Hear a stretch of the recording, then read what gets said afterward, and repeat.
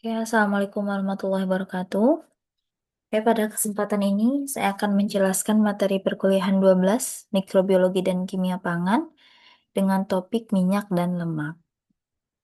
Nah ini yang pertama adalah tujuan pembelajaran. Jadi setelah perkuliahan ini, diharapkan mahasiswa mampu menjelaskan tentang lemak dan minyak, ikatannya apa, dan jenis lemak dan minyak dalam bahan pangan. Nah, kemudian mahasiswa diharapkan mampu menjelaskan tentang sifat fungsional daripada lemak dan minyak. Nah, kemudian apa itu lemak dan minyak ya? Jadi lemak dan minyak ini termasuk senyawa trigliserida ya, atau senyawa yang tersusun dari satu gliserol dan tiga asam lemak.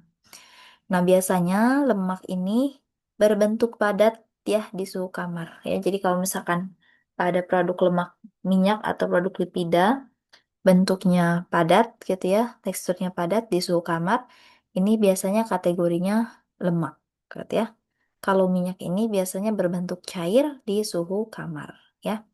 Nah, sama seperti karbohidrat dan protein, lemak ini juga berfungsi sebagai sumber energi yang dimana 1 gram lemak ini bisa menghasilkan 9 kalori.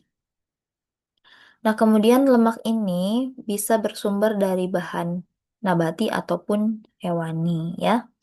Contohnya kalau bahan nabati itu dari kacang-kacangan, almond, jagung, zaitun gitu ya. Jadi kalau misalkan dari hewani seperti ikan, sapi ataupun susu. Nah, minyak dan lemak ini memiliki fungsi dalam pengolahan, biasanya membentuk tekstur atau sensori produk tertentu, aroma, rasa, tekstur, ya. Kemudian lemak ini juga dijadikan media pindah panas ya ketika proses penggorengan dan bisa menjadi pelarut dalam konsumsi vitamin A, D, E, dan K, gitu ya. Nah, kemudian ini yang cukup penting adalah struktur dan komposisi dari lemak. Jadi lemak ini tersusun dari satu molekul gliserol, ini ya, gliserol, berikatan dengan 3 molekul asam lemak, ya, melalui ikatan ester, menghasilkan 1 molekul trigliserida, atau kita kenal dengan lemak dan minyak, dan H2O atau air, ya. Nah, jadi lemak dan minyak ini tersusun dari gliserol dan 3 asam lemak dengan ikatan ester. Apa itu ikatan ester? Ikatan ester adalah ikatan yang terbentuk antara asam, yaitu asam lemak, dan alkohol, yaitu gliserol. Nah, sama seperti pembentukannya, jadi ketika kita mengkonsumsi lemak dan minyak, ya, masuk ke dalam tubuh, dipecah, akan menghasilkan gliserol dan asam lemak kembali. Nah, berdasarkan produksinya, asam lemak ini dibagi menjadi dua. Ada asam lemak esensial atau yang tidak bisa diproduksi oleh tubuh sehingga asupannya itu, kebutuhannya itu harus kita dapatkan dari bahan pangan, ya. Kemudian ada asam amino non esensial atau asam lemak non esensial adalah asam lemak yang diproduksi oleh tubuh, ya. Nah, contoh asam lemak esensial itu adalah asam linolenat omega 3 dan linoleat ya omega 6. Jadi kebutuhan omega 3 dan omega 6 ini harus dipenuhi dari konsumsi bahan pangan yang mengandung kedua asam lemak ini gitu ya. Kalau misalkan asam lemak non esensial contohnya oleat, palmitat, dan stearat. Nah, kemudian berdasarkan strukturnya, asam lemak ini juga dibagi menjadi dua ya. Ada asam lemak jenuh dan asam lemak tidak jenuh. Nah, kemudian lemak dan minyak ini tersusun dari 3 elemen ya, karbon, hidrogen, dan oksigen ya. Jadi CHO gitu ya. Nah, ini perbedaan setiap jenis dan jumlah asam lemak ini. Nah, ini akan mempengaruhi setiap karakteristik lemak dan minyak gitu ya. Jadi minyak kedelai dengan minyak zaitun ini karakteristiknya berbeda gitu ya. Karena jumlah karbon, kemudian ikatan rangkap dan tunggalnya ini berbeda gitu ya antara minyak kedelai dan zaitun ya. Ya, jadi setiap minyak ini memiliki karakteristik masing-masing gitu ya, tergantung dari jumlah karbon, susunannya, dan ikatannya seperti apa. Nah, ini kalau misalkan kita lihat, nah ini ada asam lemak jenuh, kemudian ada asam lemak tak jenuh, gitu ya. Nah, asam lemak jenuh ini dia asam laurat, ya, miristat, palmitat, stearat. Nah, ini jumlah karbonnya berbeda, gitu ya, tidak sama. Kemudian ada asam oleat, tinoleat, nah kemudian ada asam linolena. Nah, ini strukturnya berbeda ya antara setiap asam lemak gitu ya. Oke, seperti itu ya. Nah, ini kita masuk ke kategori berdasarkan struktur. Jadi ada asam lemak jenuh, dan ada asam lemak tak jenuh. Nah, apa itu asam lemak jenuh? Hmm, Asam lemak jenuh ini adalah asam lemak yang tidak mempunyai ikatan rangkap. Contoh ikatan rangkap itu adalah ikatan C yang berikatan dengan C dan ikatannya rangkap gitu ya, seperti itu. Nah, jadi kalau misalkan kita lihat seperti ini ya, jadi yang seperti ini yang dua ikatannya ini disebut dengan ikatan rangkap ya. Nah, ini ikatan tunggal gitu ya.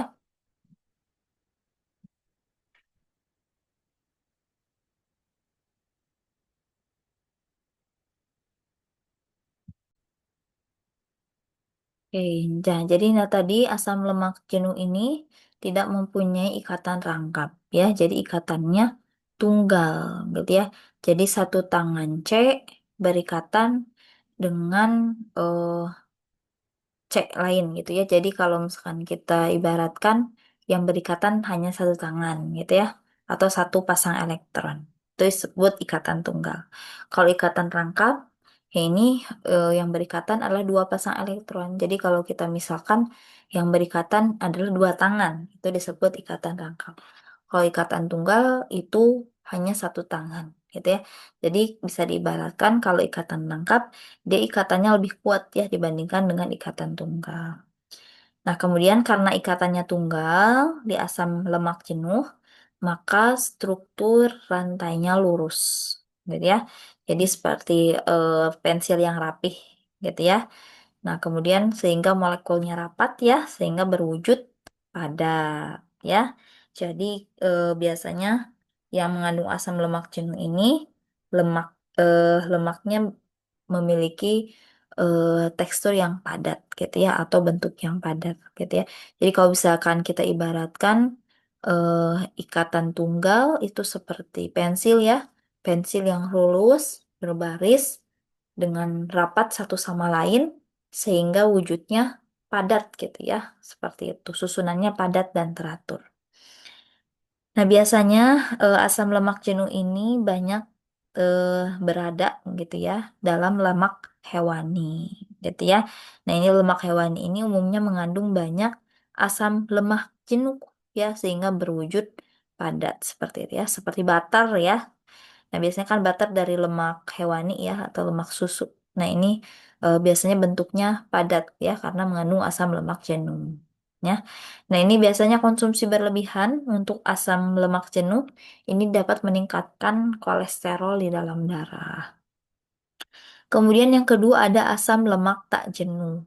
Nah, kalau asam lemak tak jenuh ini adalah asam lemak yang mempunyai ikatan rangkap ya. Jadi eh, pasangan elektron yang berikatan itu ada dua ya, atau ada dua tangan yang berikatan satu sama lain ya.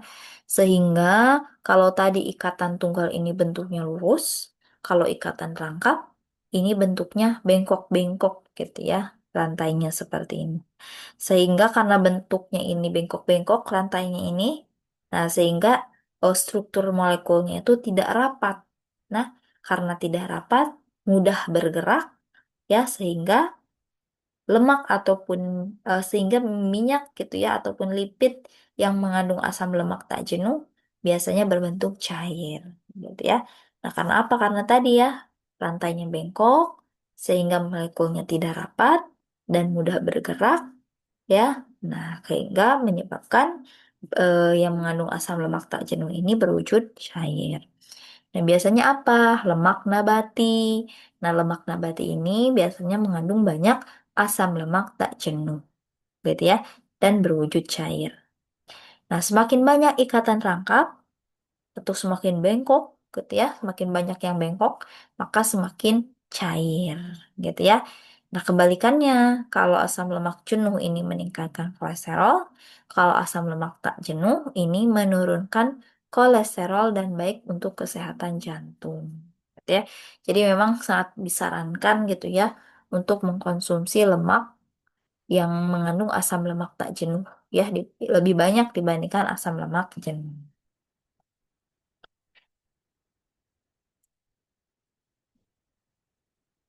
Oke, nah selanjutnya ini adalah sifat fisikokimia daripada lemak dan minyak ya. Yang pertama adalah sifat kelarutan.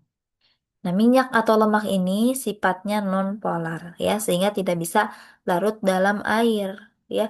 Jadi kalau misalkan dilarutkan dalam air harus ditambah emulsifier.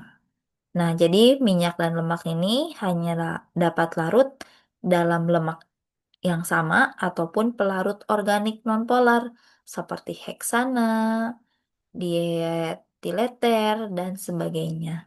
Jadi kalau misalkan kita ingin mengekstraksi ya olearasin ataupun minyak atsiri dari rempah, biasanya kita menggunakan senyawa atau pelarut organik nonpolar seperti heksan ya, agar minyak-minyak atsirinya ini bisa keluar gitu ya dari rempah-rempah. Nah, kemudian sifat fisikimia yang kedua adalah titik leleh, gitu ya.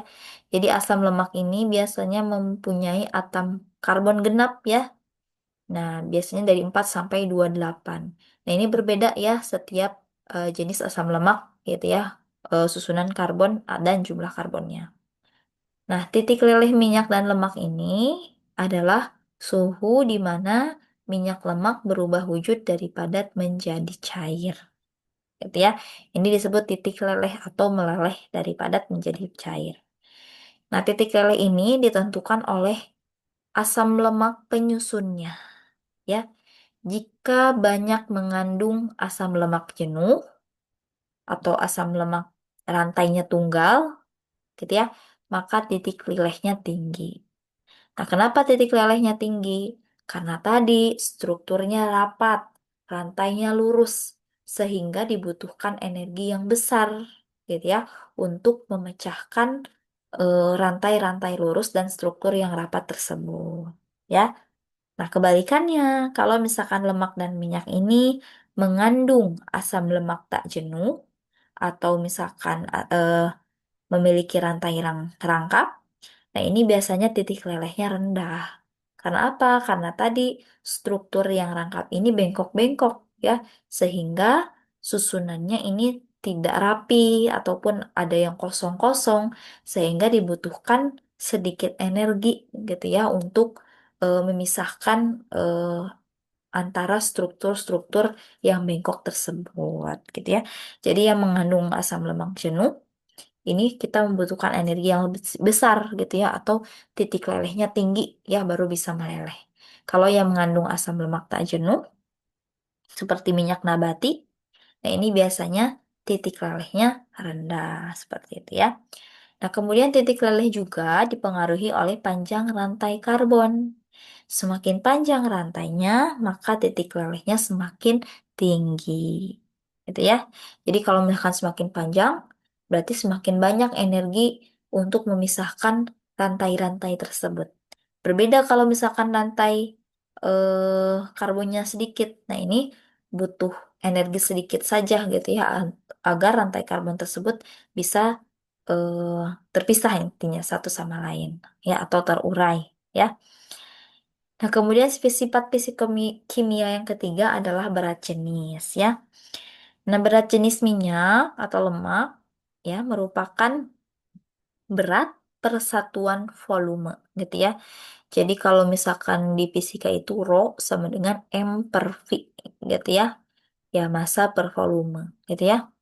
Nah, prinsipnya berat jenis ini ditentukan dengan membandingkan berat dengan volume, gitu ya. Nah, ini minyak dan lemak ini berat jenisnya rendah ya, 0,91 gram per mili. Dibandingkan dengan air ya, 1 gram per mili. Sehingga kalau misalkan lemak minyak dicampurkan dengan air, maka lemak dan minyak ini akan berada di lapisan paling atas. Nah, kemudian sifat fisikimia yang selanjutnya adalah bilangan ion. Ya, nah, minyak atau lemak ini atau trigliserida ini tersusun dari campuran asam lemak ya, baik yang sifatnya jenuh ataupun tidak jenuh.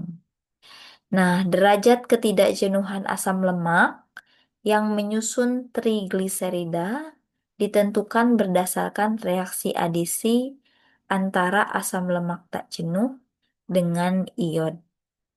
Gitu ya. Lihat ya, reaksi adisi ya antara asam lemak tak jenuh atau ikatannya rangkap dengan iod ya, atau interaksi gitu ya antara asam lemak tak jenuh dengan iod. Nah, ikatan rangkap asam lemak tak jenuh dapat diadisi dengan iod sehingga menghasilkan ikatan tunggal. Gitu ya. Nah, bilangan iod ini menyatakan jumlah gram iod yang digunakan untuk mengadisi 100 gram minyak dan lemak. Seperti itu ya.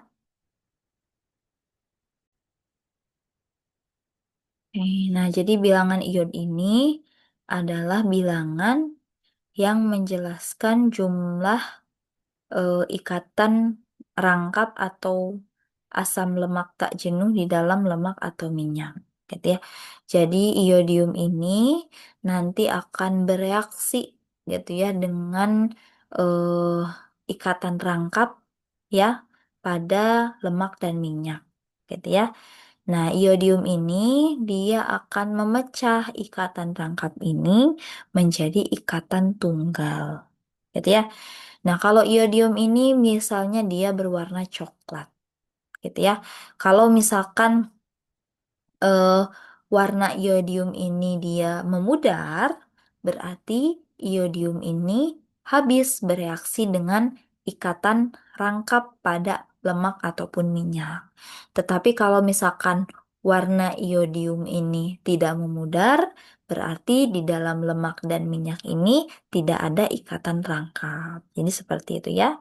Nah, jadi semakin tinggi bilangan iodium atau semakin banyak iodium yang dibutuhkan, maka bisa disimpulkan semakin banyak ikatan rangkap pada lemak dan minyak tersebut.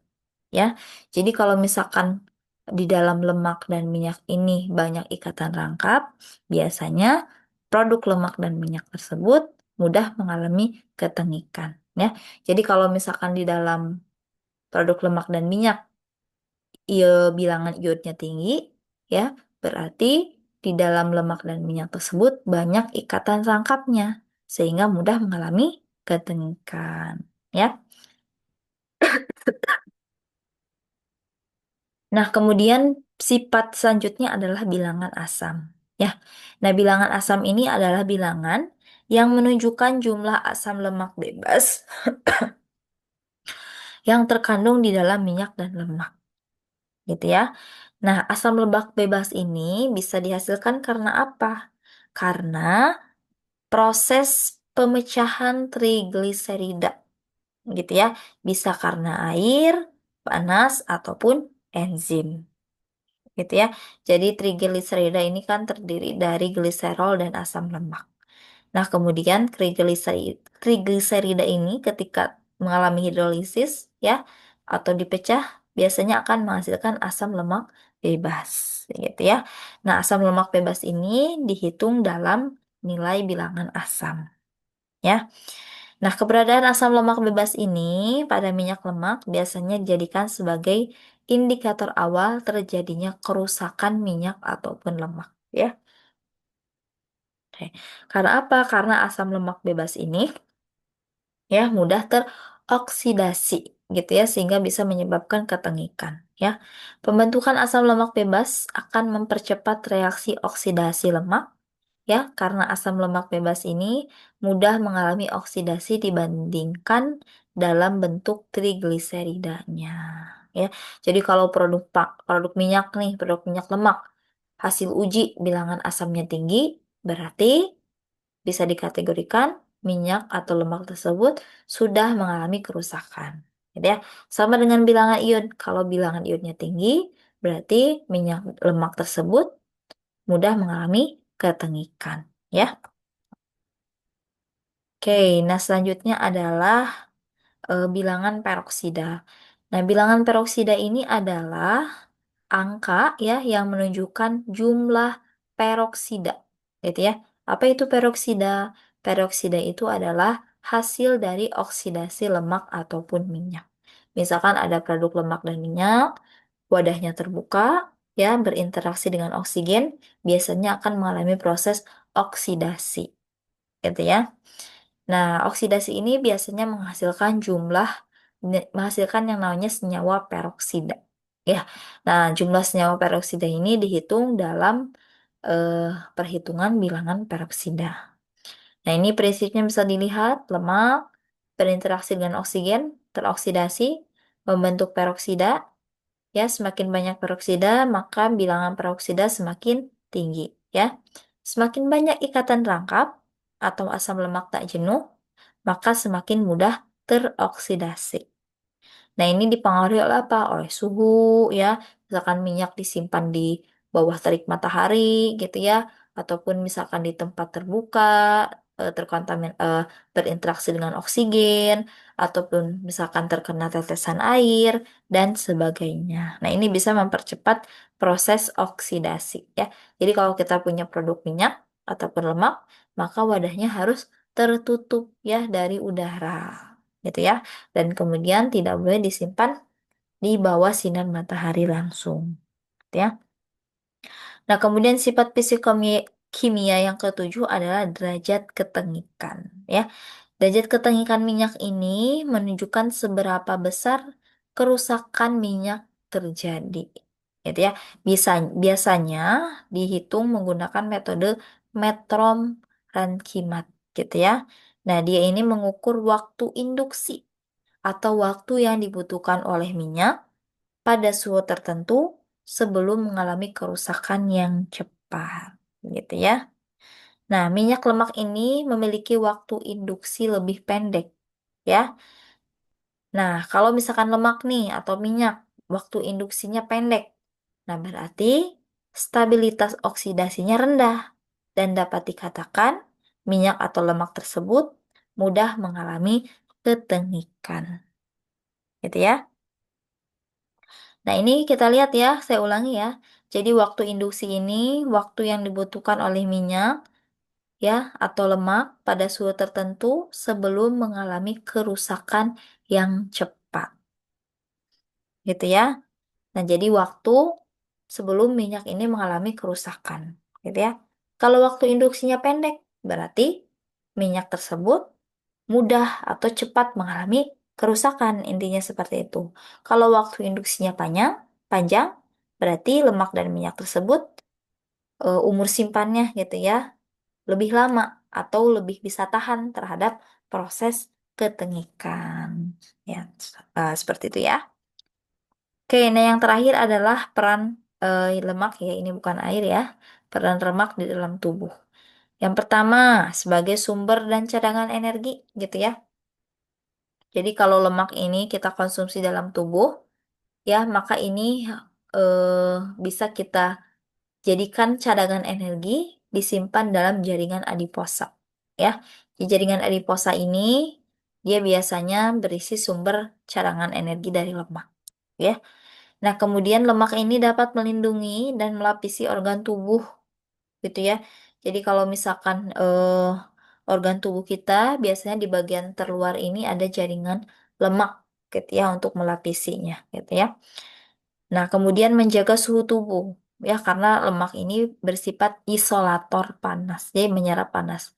Jadi jangan heran kalau misalkan ada dari kita yang tubuhnya lebih gendut, ya. Nah, ini biasanya lebih tahan terhadap suhu dingin. Seperti itu ya. Kemudian lemak ini bisa membantu menyerap vitamin yang larut dalam lemak seperti vitamin A, D, E, dan K ya. Kemudian lemak ini menyusun membran sel atau lapisan luar dari sel. Nah, ini biasanya tersusun juga dari lemak seperti itu ya. Nah, kemudian lemak ini juga memberikan rasa kenyang ya, lebih lama gitu ya, dan memberikan cita rasa terhadap makanan ya. Biasanya lebih gurih, lebih crispy dan sebagainya. Nah, ini beberapa produk lemak dan minyak pada bahan pangan yaitu ada butter, margarin dan minyak goreng. Jadi diharapkan setelah perkuliahan ini mahasiswa bisa membedakan mana yang tergolong butter, margarin, dan minyak goreng. Nah, ini butter ya, contoh butter ya. Jadi butter ini terbuat dari lemak susu ya. Jadi butter ini dari lemak hewani ya, ingat ya. Butter ini dari lemak hewani ya, contohnya lemak susu. Nah, ini dalam proses pembuatan butter ya, lemak susu ini dipisahkan ya melalui proses sentrifugasi dan kemudian dipasteurisasi untuk menginaktifkan enzim lipase ya dan membunuh mikroba yang terdapat dalam susu gitu ya. Kemudian eh, hasilnya nanti lemak susu yang sudah dipisahkan itu difermentasi dengan kultur bakteri tertentu gitu ya dan menghasilkan produk butter yang memiliki flavor khas gitu ya. Nah, butter ini ingat ya mengandung 80% lemak hewani gitu ya. Nah, kemudian tekstur butter ini juga dipengaruhi oleh jenis asam lemaknya, gitu ya. Kalau misalkan asam lemaknya tadi banyak tak jenuh, berarti butternya biasanya lebih kurang padat, gitu ya, atau lebih lembek. Kalau misalkan banyak asam lemak jenuh, biasanya butternya lebih padat, seperti itu. Nah, butter ini sebutan untuk eh, produk lemak dan minyak dari hewani gitu ya, disebut dengan butter. Kemudian ada margarin. Nah, margarin ini merupakan turunan lemak nabati yang mengandung minimal 80% lemak. Ya. Nah, margarin ini dari proses hidrogenasi asam lemak jenuh pada sawit dan difortifikasi dengan vitamin yang larut lemak gitu ya. Jadi kalau misalkan butter biasanya terbuat dari lemak hewani, kalau margarin terbuat dari lemak nabati. Jadi bisa membedakan ya. Jadi kalau dari lemak nabati ini disebut dengan margarin. Kalau dari lemak hewani disebut dengan butter ya. Nah, kemudian minyak goreng. Nah, minyak goreng ini biasanya minyak yang berasal dari lemak tumbuhan. Gitu ya. Jadi diekstraksi gitu ya, misalkan dari canola, dari zaitun, dari kedelai dan sebagainya gitu ya, diekstraksi dan diambil lemaknya. Nah, ini dihasilkan minyak goreng ya. Nah, contohnya apa? Minyak sawit. Ini mengandung asam palmitat, oleat, linoleat, stearat, miristat, tinolenat, dan asam laurat ya. Jadi dalam satu minyak ini biasanya tidak terdiri hanya satu asam lemak, tetapi kombinasi dari asam lemak lainnya. Oke, nah mungkin itu saja yang dapat saya sampaikan. Wassalamualaikum warahmatullahi wabarakatuh.